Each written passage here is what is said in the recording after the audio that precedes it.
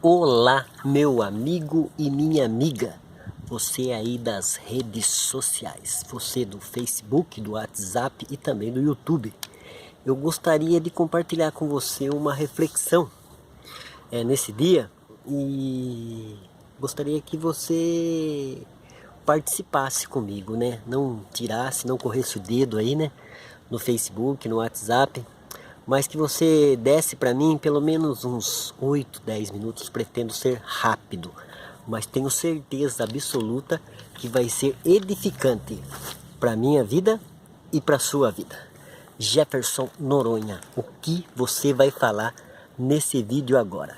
Nesse vídeo eu vou falar de uma coisa que todos nós seres humanos, independente de raça, né, tribo, línguas, nações, é sobre a oração e o poder que a oração tem.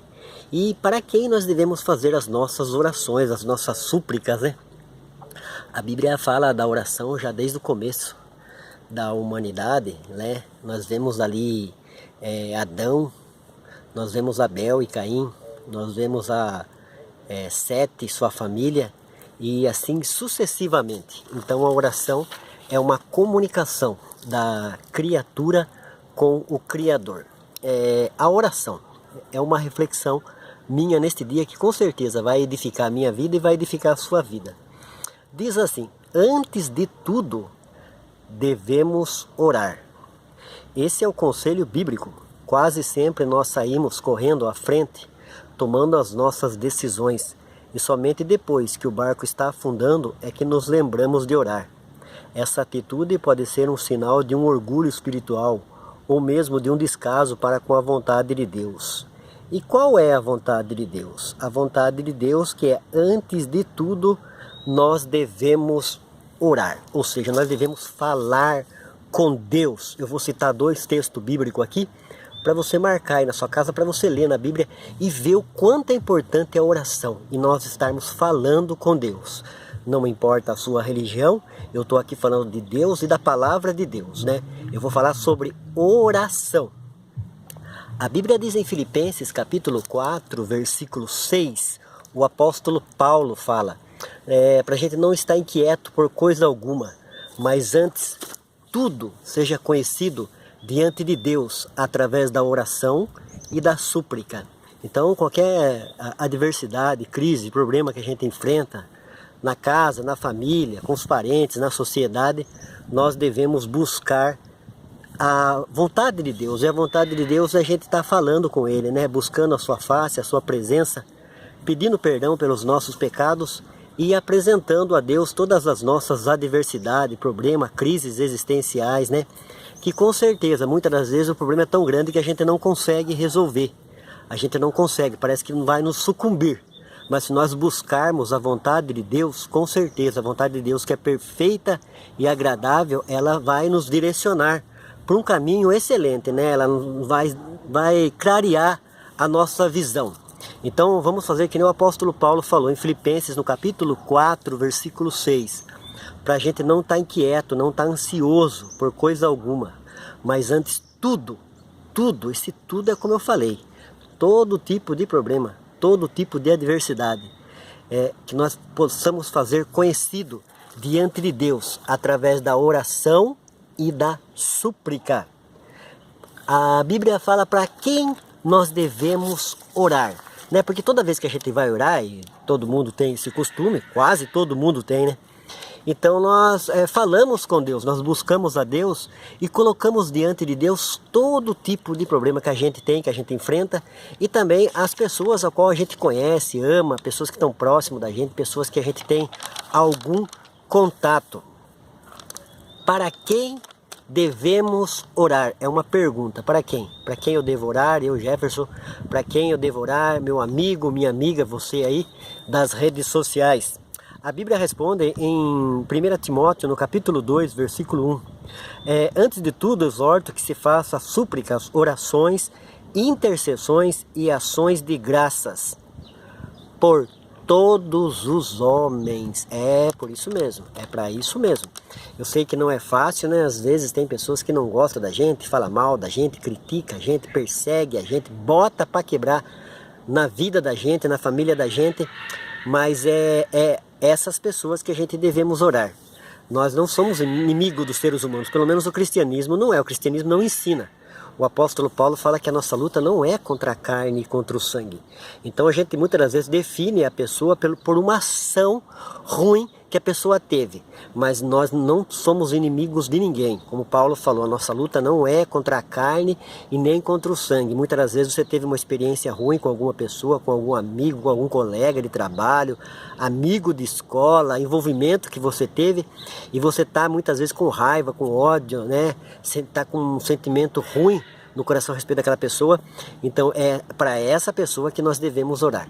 Nós devemos apresentar essa pessoa na presença de Deus, pedir para Deus abençoar grandemente ela, porque a gente não pode definir a pessoa por uma ação. Jesus falou que pelo fruto se conhece a árvore, mas nós não somos inimigos dos seres humanos, né? Eu costumo dizer que amar é uma coisa, né? Ensinar errado é outra coisa. Eu não concordo com um monte de coisa, um monte de pessoas, mas eu amo aquela pessoa. Eu peço para Deus abençoar. Não sou inimigo, né? O fato de eu não concordar, não ter o mesmo pensamento, não significa que eu sou inimigo. E muitas das vezes é essa pessoa que Deus está querendo que você ore, interceda, apresente ela em oração. Eu coloquei cinco pessoas que a gente deve orar. A primeira é a nossa família, claro, né? Eu oro todo dia quando eu dobro o meu joelho. Eu oro e apresento a minha esposa, os meus filhos, né? Os parentes próximos, os familiares próximos. Então é a primeira oração que a gente dirige como oração intercessória, né? Porque a gente faz a oração nossa de ações de graça, agradecendo a Deus por tudo que nós temos, né? Como estamos administrando as coisas nesta vida aqui, é uma casa, uma família, um trabalho, um estudo, nós agradecemos a Deus como ações de graças. Mas na oração também a gente pode fazer oração intercessória. E nesta oração intercessória, como o Paulo escreveu aqui em 1 Timóteo 2,1, que nós devemos fazer orações e intercessões por todos os homens, por todos os homens. Primeiro é nossa família, segundo nossos parentes de sangue próximo, né? Tem parentes que não gostam da gente, que não vai com a fachada da gente, então, mas a gente deve orar, né? Quando a gente dobra o joelho, a gente lembra que a gente tem irmãos de sangue, tios, primos, avós, né? Familiares de sangue. Então devemos apresentar a Deus em oração também, no que diz respeito àquilo que Paulo falou, por todos os homens, né? Então todos os homens estão incluídos os nossos familiares de sangue. Amigos e vizinhos, né? Eu sei que amigos são poucos, né? São raros. Sou estudante de comportamento humano e a gente sabe, né? Mas mesmo esse que a gente teve contato, né? Tem mais contato próximo agora, mas que a gente conheceu às vezes e tem em consideração como amigo, e a gente deve orar. A gente deve orar. Tem uns amigos assim, né, que estudam apologética, que a gente estuda a Bíblia, né, que estão bem mais próximos da gente. Esses são pessoas que a gente não esquece, não tem como a gente esquecer. Então quando a gente dobra o nosso joelho para orar, são as primeiras pessoas que aparecem na nossa mente. E são essas pessoas também que nós devemos orar. Amigos e vizinho. Tem vizinho que é bênção na nossa vida, mas tem vizinho que não é bênção. Mas mesmo assim nós devemos orar. Então na minha rua, né? A rua minha de lado, a minha rua de cima, de baixo, que eu sei que eu tenho vizinho, e muitas das vezes a gente tem durante a semana contato com esses vizinhos, a gente conversa, né? A gente tem um relacionamento mesmo que não muito de perto. Então, mas esses vizinhos, né? A gente deve estar orando, apresentando a Deus, né? Muitas das vezes são pessoas que não gostam da gente, falam mal da gente, criticam a gente, mas nossa luta não é contra a carne, contra o sangue. Nós devemos orar por todos os nossos amigos e vizinhos, líderes que estão pregando o evangelho. Então muitas das vezes a gente não lembra de todos, principalmente quando a gente dobra o nosso joelho, a gente vai falar com Deus em oração, mas quando você lembrar, eu sempre lembro, né? Eu estou na internet direto, estou no YouTube, a gente está vendo esses líderes que estão aí, né, em eminência, né, na mídia, na internet, na TV. Então a gente deve orar, pedir para Deus abençoar eles. O apóstolo São Paulo, ele sempre, por onde ele passava, ele pedia oração. O apóstolo São Paulo, um homem de Deus, um homem que trouxe toda a doutrina do Novo Testamento, né? As epístolas de Paulo são grandes cartas doutrinárias para a igreja, E Paulo, por onde passava, ele pedia a oração dos santos. Então a gente deve orar pelos líderes, aqueles que a gente conhece, né? Que quando a gente dobra o nosso joelho, a gente vai falar com Deus, a gente apresenta a eles. Por último, a gente deve orar pelo presidente, né? Os presidentes, né? De países, a gente que é brasileiro, a gente vai orar para o nosso presidente e políticos que estão em frente da nação, né? A gente vê que a política é terrível, né? A política, não vou falar que 100% é corrupta, e a política é uma disciplina. Agora, infelizmente, a maioria das pessoas que entram na política que não tem a capacitação da disciplina, né? Nós estamos em época política agora de vereadores e prefeitos, e a gente vê a quantidade de paraquedistas que se candidatam ao cargo de vereador. Pessoas que não sabem nada da cidade, do município, não tem o pega, não tem, mas vai ganhar acima de 5 mil, de 6 mil reais por mês. Então esse vira o objetivo. Eu estou falando muito na internet, tem que tomar cuidado os religiosos, né? Porque entra na política e muitas das vezes pode estar trocando a bênção de Deus pelo prato de lentilha, como fez Esaú.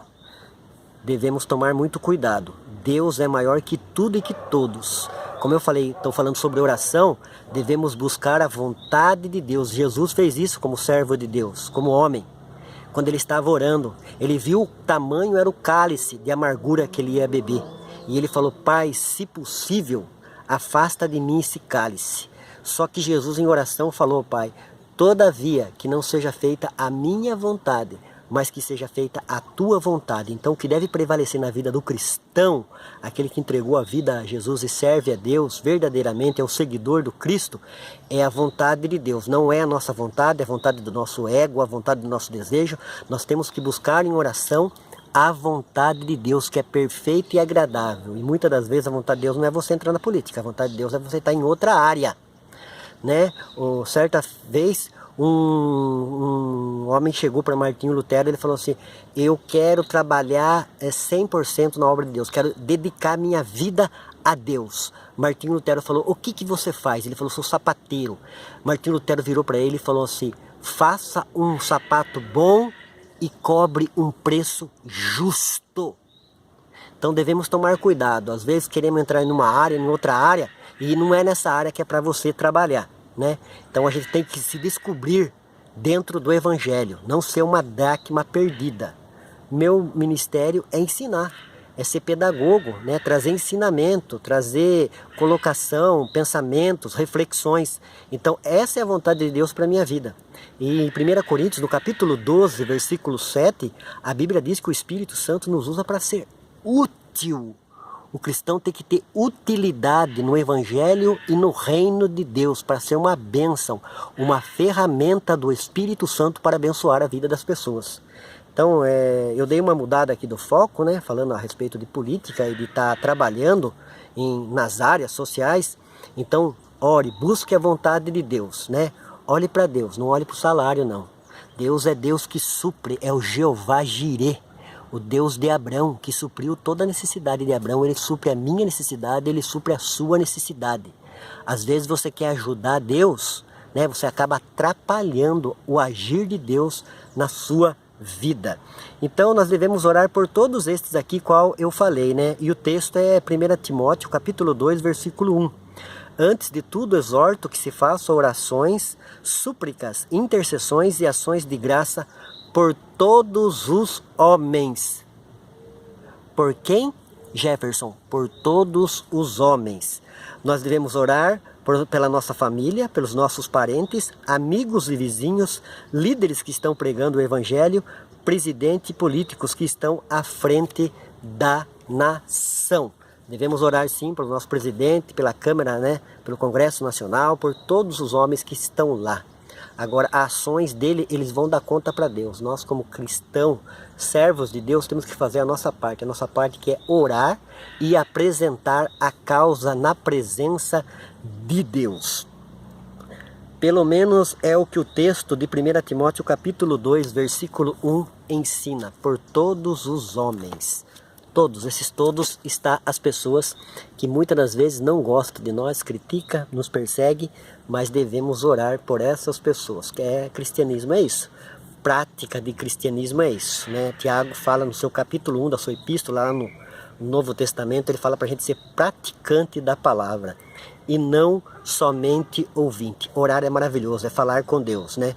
O apóstolo Paulo deixou bem claro. Hoje em dia, o que a gente vê na sociedade? As pessoas inquietas, ansiosas. Isso daí atrapalha demais, porque a ansiedade a gente quer trazer, as coisas que estão lá para frente, quer trazer agora, no presente. E não vai trazer. Então, para você não ficar sofrendo, angustiado, né? Você vê as pessoas comem a unha, né? Chegar a ficar parecendo carne, aqui de tanta ansiedade. Então deposite a sua ansiedade aos pés do Senhor, né? Busque a Deus em oração, fale com Deus, né? Hoje a gente vê que os terapeutas, os psicólogos, os psicanalistas, eles têm ganhado muito dinheiro, e que ganhe mesmo, né? E uma das causas é isso, as pessoas querem falar, querem contar seu problema, estão passando por cada crise, né? E a gente tem o psicólogo maior, o terapeuta maior, que é Deus Todo-Poderoso, o Criador dos céus e da terra, que nos formou. É esse designer, eu estou na natureza aqui, é esse designer que projetou o planeta, projetou os seres humanos, os seres viventes, o mar, o céu, as montanhas, e ninguém melhor que ele para nos ajudar, acalmar o nosso coração, sossegar o nosso coração, colocar paz no mundo de tribulação, né? No mundo aí de tanta doença, tanta enfermidade. Mas Deus, Jesus, como príncipe da paz, Ele pode nos dar essa paz. Como? Buscando a Ele, falando com Ele, depositando no pé dEle todos os nossos problemas. O apóstolo Paulo é bem claro, que você guarde no seu coração esse texto. Não estais inquieto por coisa alguma, mas antes tudo seja conhecido diante de Deus, através da oração e da súplica. Fale com Deus, conte para Deus o que está te afligindo, né? Eu sofri muito no meu passado e continuo sofrendo, mas eu sei em quem eu tenho crido, eu tenho falado com esse Criador e Ele tem acalmado o meu coração, Ele tem trazido paz na minha casa e na minha família. Deus abençoe, tenha um dia abençoado, que o Espírito Santo enche o seu coração. Um beijo no coração do Jefferson Noronha.